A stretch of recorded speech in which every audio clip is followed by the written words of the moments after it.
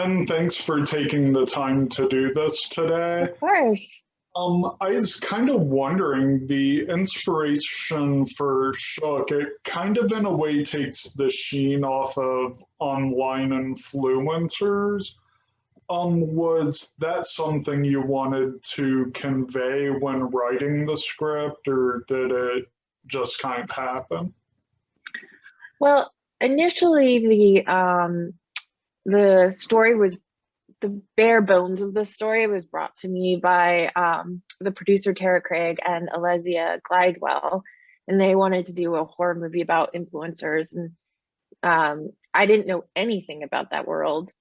And so they brought the story to me, and so then I kind of dove into research online, and the more I learned about, first of all, how huge that world is. I mean, there's like, you feel stupid for not knowing about it because when you look at it and you're like, oh my God, like half the world's population is involved in this, and I had no idea. But also just like there's so many problematic things that immediately shout at you when you start looking at those channels and those and the followers and kind of the relationship between the two. And so for me, kind of, it wasn't my choice to focus on influencers, but once I did the research, it was kind of, I didn't know how else to portray it other than kind of the way it came out because of it screams to be portrayed that way to me.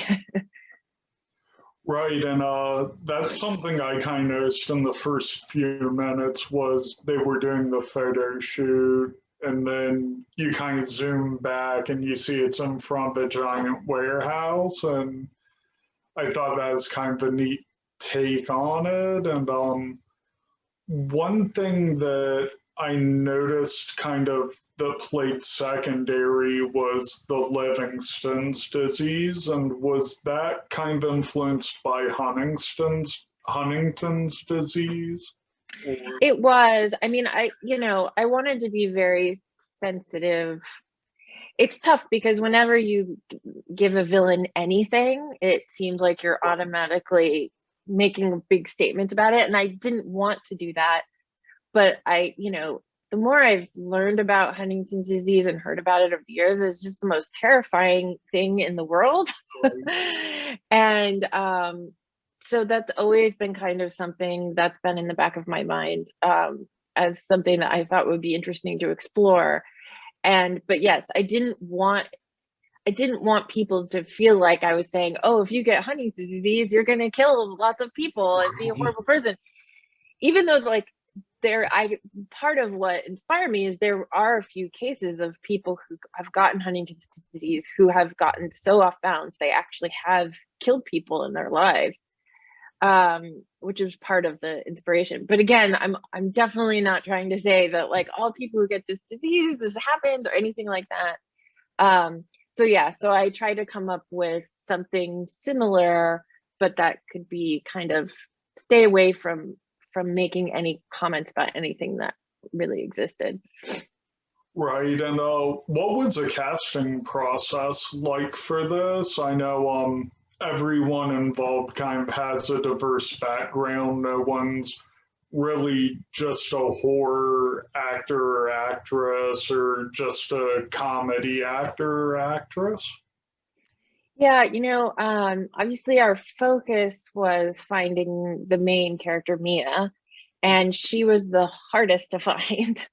And pretty much up until like a week before shooting, we had not cast her, and it was very stressful.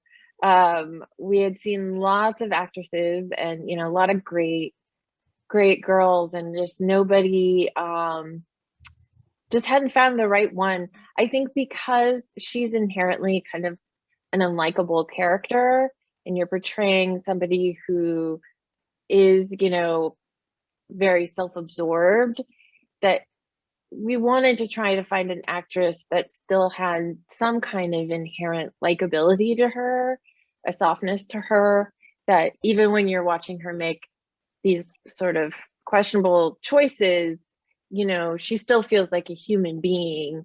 and hopefully doesn't feel too much of a, one note. So we finally found Daisy after I was freaking out because we hadn't found her, and I was complaining about it to the DP, Rich Wong, and he's like, my friend's girlfriend's an actress, and I was like, oh, have her tape a scene. I'm seeing anybody, and she did, and she sent it, and she was terrific, and I was like, all right, like it was one of those things. The second I saw it, I knew that she was perfect, because she also has like a very different sort of look, like a little bit different than like the very basic, like, I don't know how to describe it, but she has a little bit of a different look. Like it just stands out a little bit from the typical makeup influencer kind of vibe. So yeah, and then, it's funny actually, Nicole, the character Nicole, which was Emily Goss, she was one of the very first people we auditioned for the lead role, and I knew immediately I wanted her to be the sister. So, we had to convince her that was like, it's like, no, like you have to read the whole script, like trust me, this is like a good part. Like she's like, is the person even in the movie? And I was like, yes. But yeah, and so that's how we ended up with her, and then the rest of the cast kind of just we filled in based on, yeah, I mean, we weren't going for a particular type as much as just looking for people that just had something to offer. Yeah, I felt kind of gives fans that have been ingrained in the genre kind of some fresh faces to look at versus, oh, this person was in this movie, Right. that movie that you've seen a million times. And Yeah.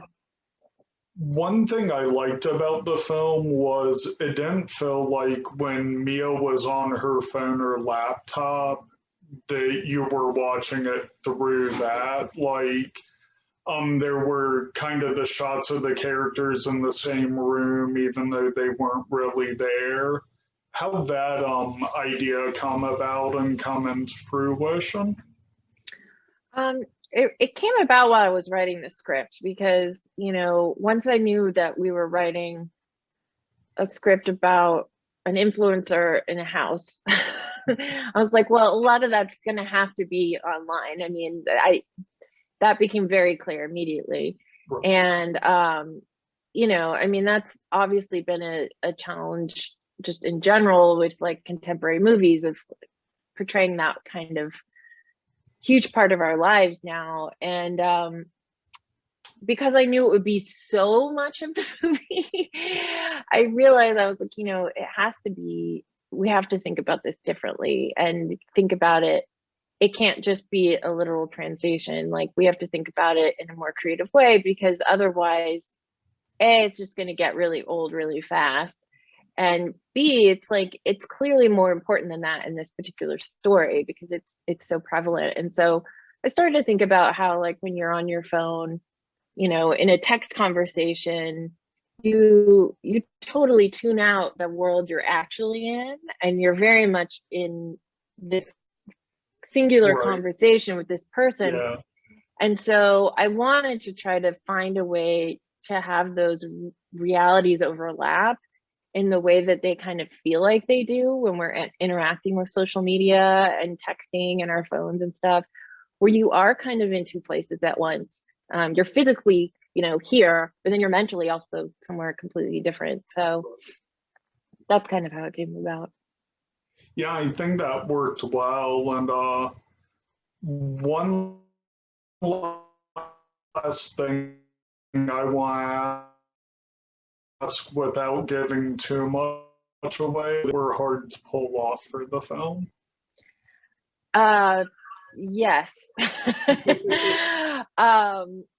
Surprisingly, actually, the one, that's in the trailer at the beginning of the film, wasn't as difficult as some of the ones that you don't actually see as much see as much happening.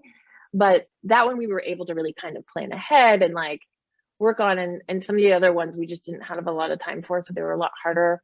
But I'd say, you know, for the one character who's in the pool, it was extremely cold when we were shooting that, and it was in the middle of the night, and she's wearing this, you know, very skimpy little outfit, and she had to hold her breath while she's lying there and flip her over and like getting blood to stick. Like that was probably the most difficult to shoot, I'd say.